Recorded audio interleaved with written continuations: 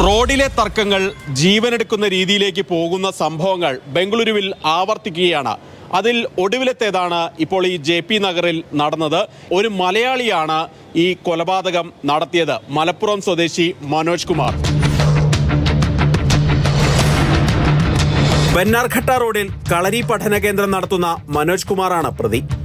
മനോജും ഭാര്യ ആരതി ശർമ്മയും കാറിൽ പോകുമ്പോൾ ഭക്ഷണ വിതരണം നടത്തുന്ന ദർശൻ എന്ന യുവാവുമായി തർക്കമുണ്ടായി.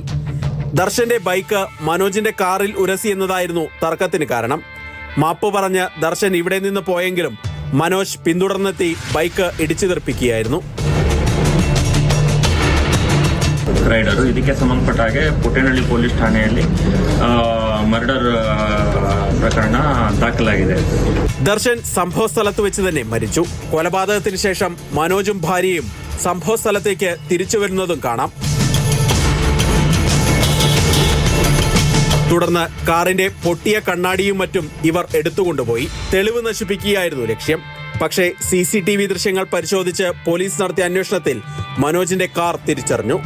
തുടർന്ന് മനോജിനെയും ഭാര്യ ആരതി ശർമ്മയെയും അറസ്റ്റ് ചെയ്യുകയായിരുന്നു. ദമ്പതിമാർക്കെതിരെ കൊലപാതക കുറ്റം ചുമത്തി കേസെടുത്തിട്ടുണ്ട്. മാതൃഭൂമി ന്യൂസ്, ബംഗളൂരു.